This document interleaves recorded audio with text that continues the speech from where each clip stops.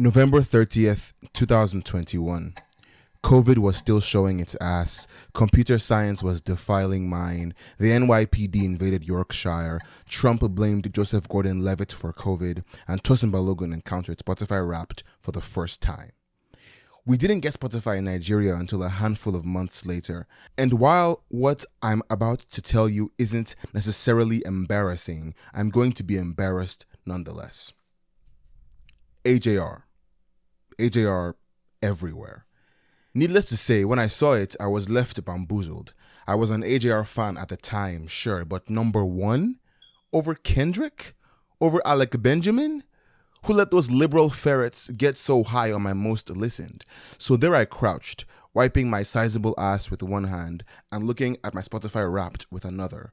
As my ears swam with the sound of flushing feces, it occurred to me where this mishap perhaps stemmed from. You see, several months earlier, when Spotify was still fresh and hot in Nigeria, I found this AJR song I liked, Don't Throw Out My Legos. I was obsessed with nostalgia and aging at the time, hence why my first book is the way that it is. And as with all songs I newly fall in love with, the Loop logo glowed with a resounding 1 in the middle. But I was on these bright neon fluffy bean bags in an air-conditioned library, so I fell asleep, and time slipped through me like sand through fingers. When I woke up several lifetimes later, groggy yet giddy, Jack Met was still wailing about those godforsaken Danish bricks, and I was still eating it up. I still do, honestly. Don't tell the hoes this, but that song still resonates with me. Because as the two people in the back who've actually read my books know, I'm still obsessed with nostalgia and aging. I'm still watching time slip through my fingers like sand. I'm still asleep.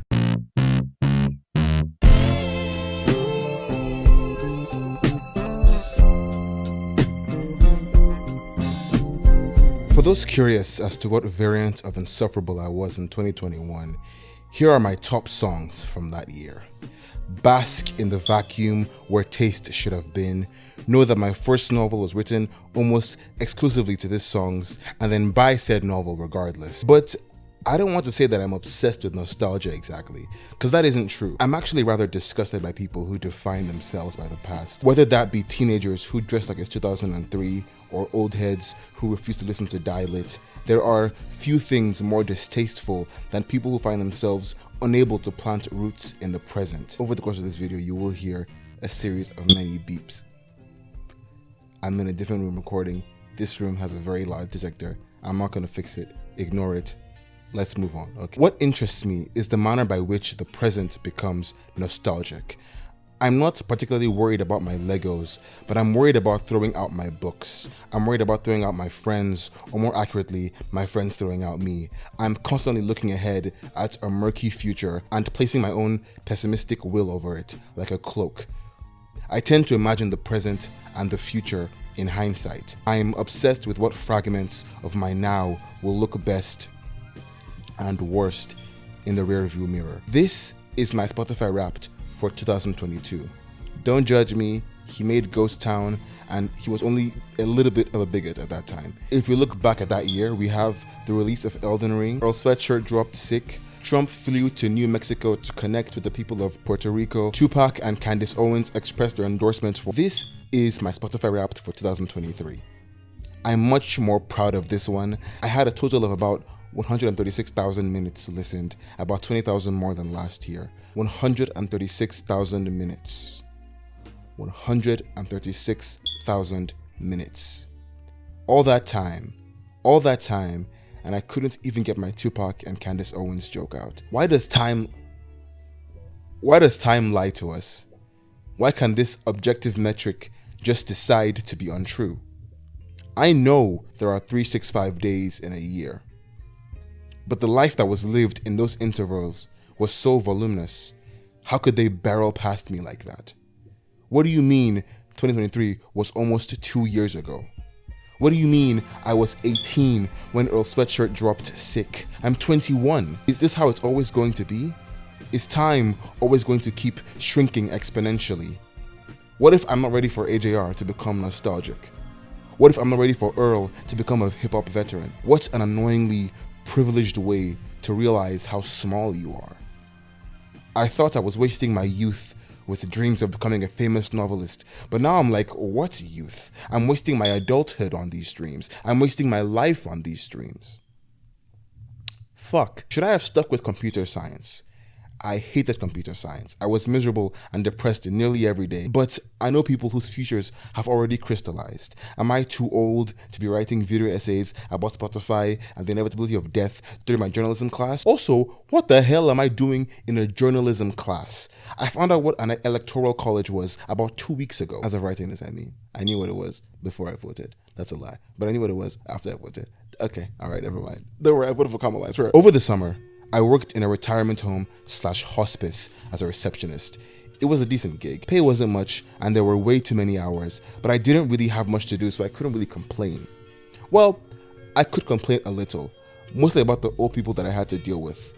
But before we get there, let me ask you a question. How do you pronounce Mr. Henry? Pronounce this in your head for me. Mr. Henry. Do you got it? 3 syllables? Is in your head? Perfect. Keep that in your head for me.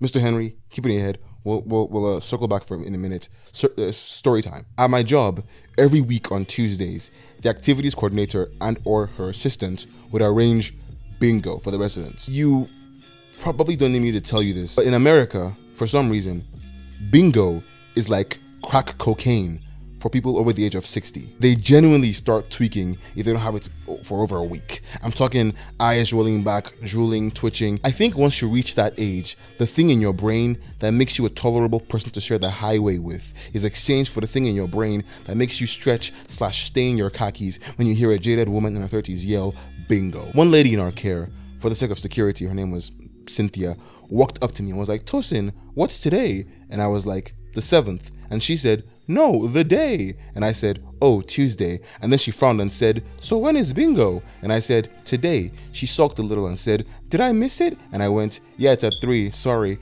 And she sighed and went, oh well, what are you gonna do? And then she did that little weird old person shuffle and headed towards the dining hall.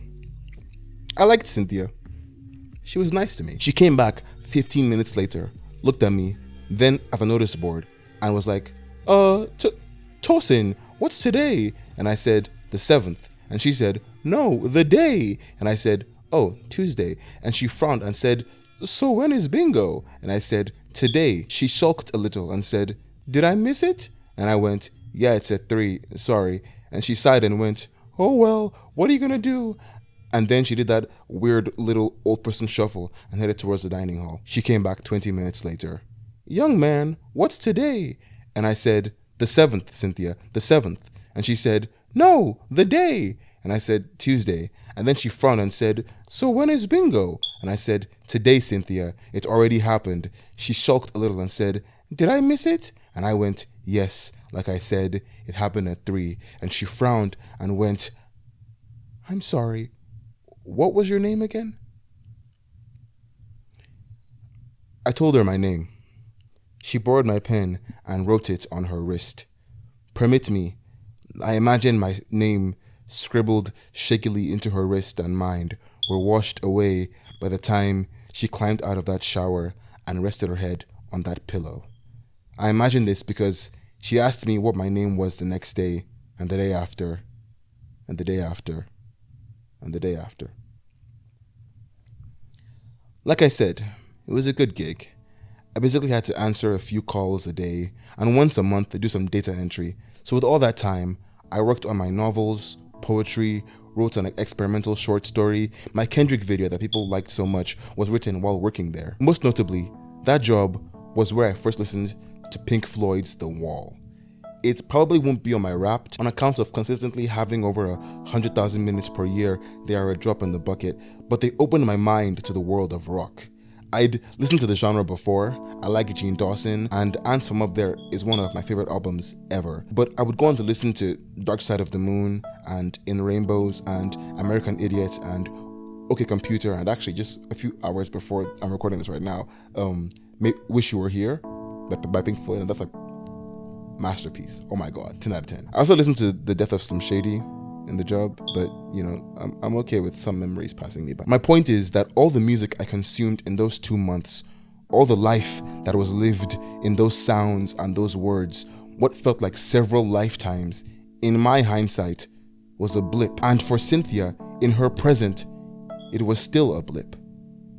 It seems to me like the older you get, the point where time shrinks gets closer and closer to you. The older you get, the more likely you are to imagine the present in hindsight. I'm not an 80-year-old woman, and I already feel this. What right did 2023 have to pass me by so fast? What right does my life have to pass me by so fast? Nice catch.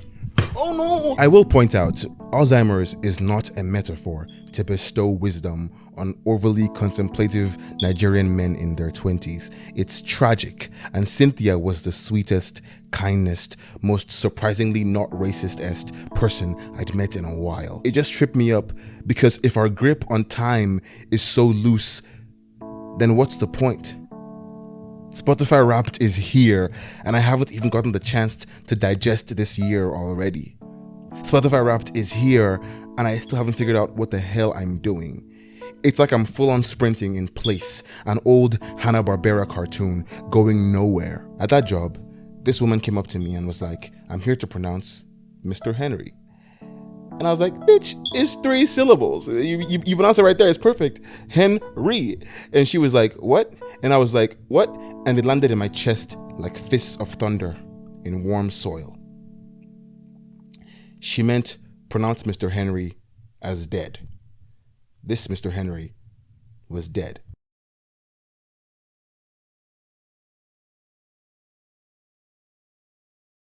Sync up here.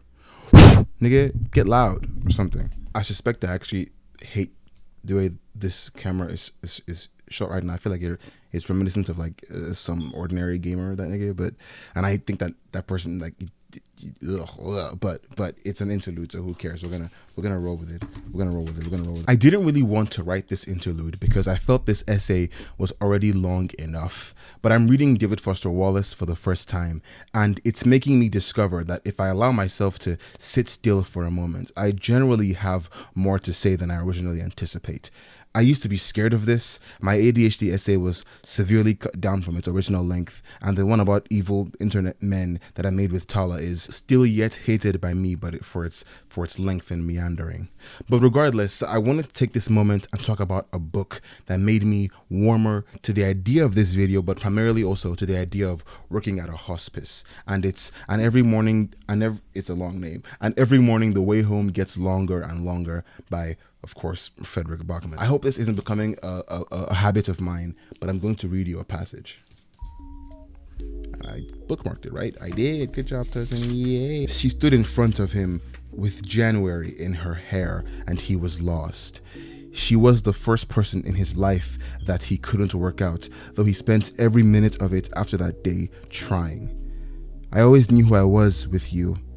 You were my shortcut, Grandpa confides. Even though I never had any sense of direction, she laughs. Death isn't fair. No, death is a slow drum. It counts every beat.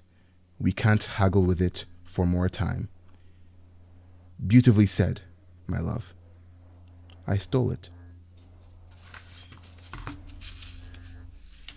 I was working on a scene in my new book. For clarification, I am half Yoruba, half Ikwere.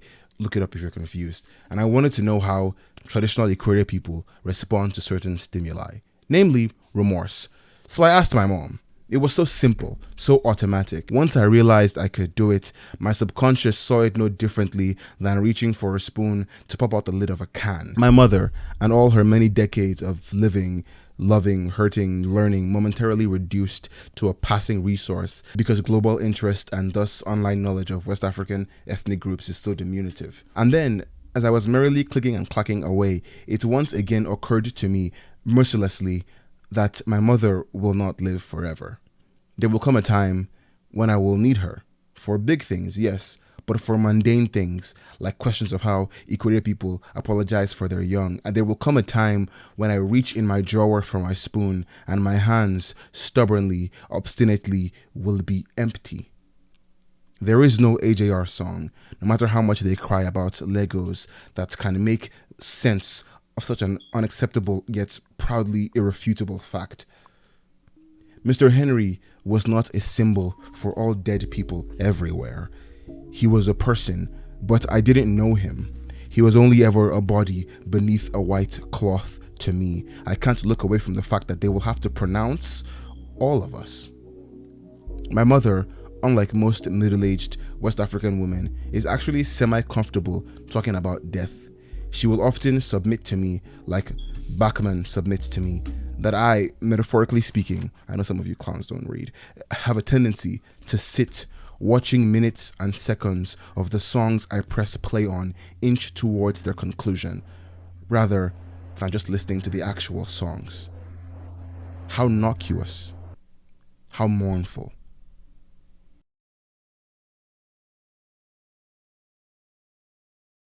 I felt very small and stupid as I watched two men wheel away Mr. Henry's draped body on a stretcher.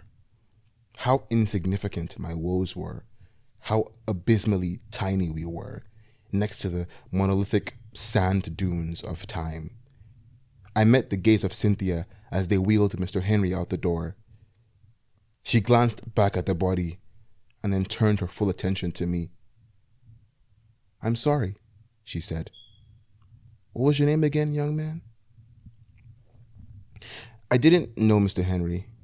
I don't even really remember what he looked like, if I'm being honest. I wasn't personally affected by it, but I'm embarrassed to admit it still rattled me somewhat.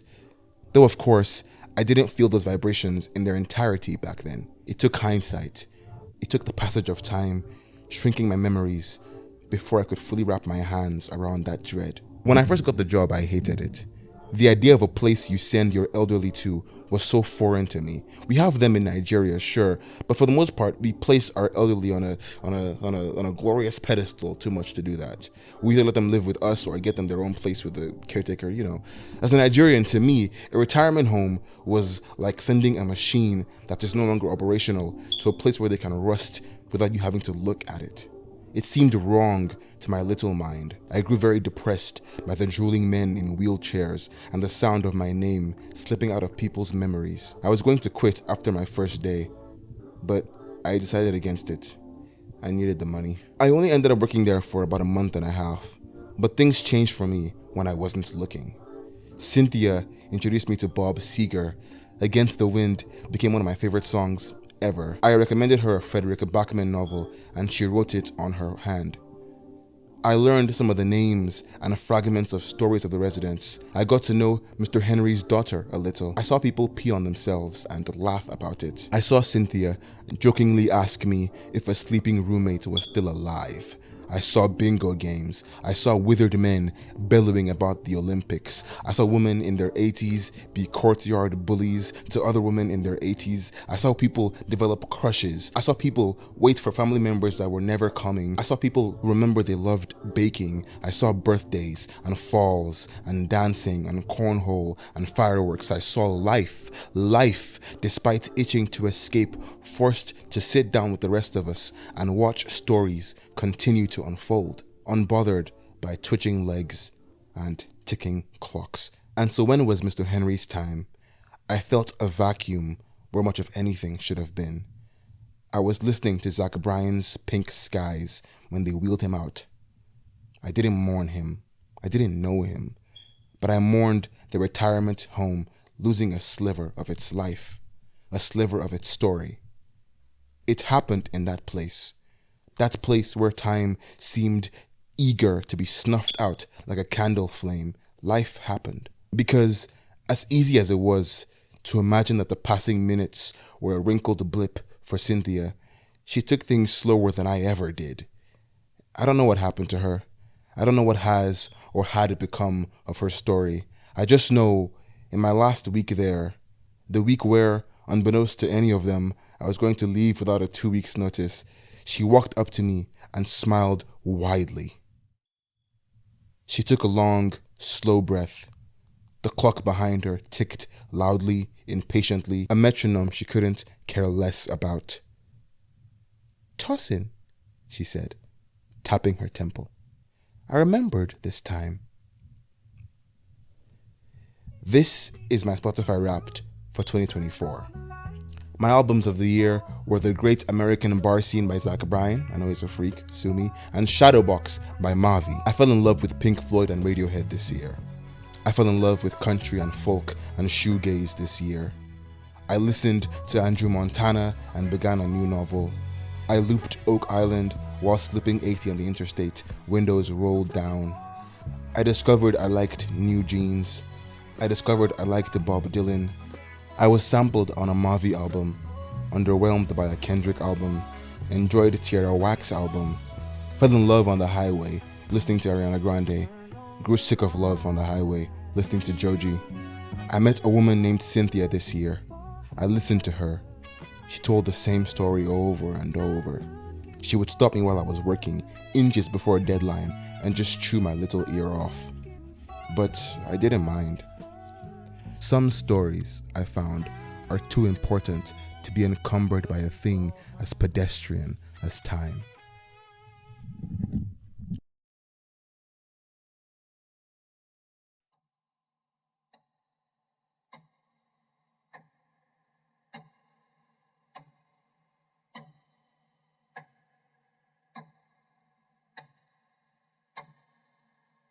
In his song Boons, Zach Bryan, I wasn't aware he's a freak, asks the listener, "Won't you look up from your hands?"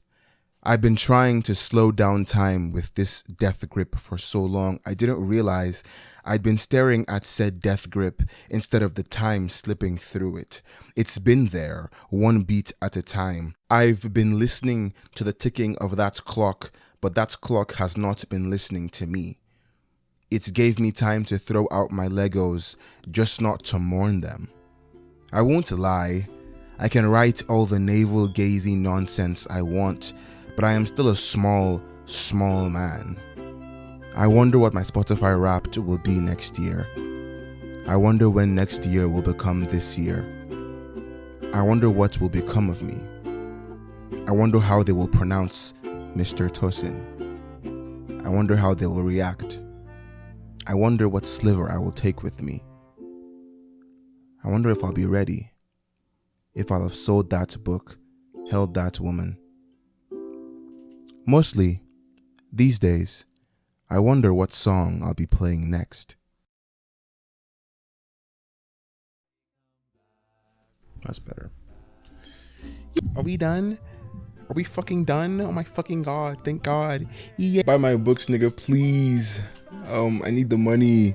I have a new book actually coming out in like February next year. It's about a young rapper who is the only person who knows the world is gonna end, and she has to fill up her bucket list and also try anal. It's not a weird book. It's on my Patreon. It's like $2. It's $2 a month. You're not that poor.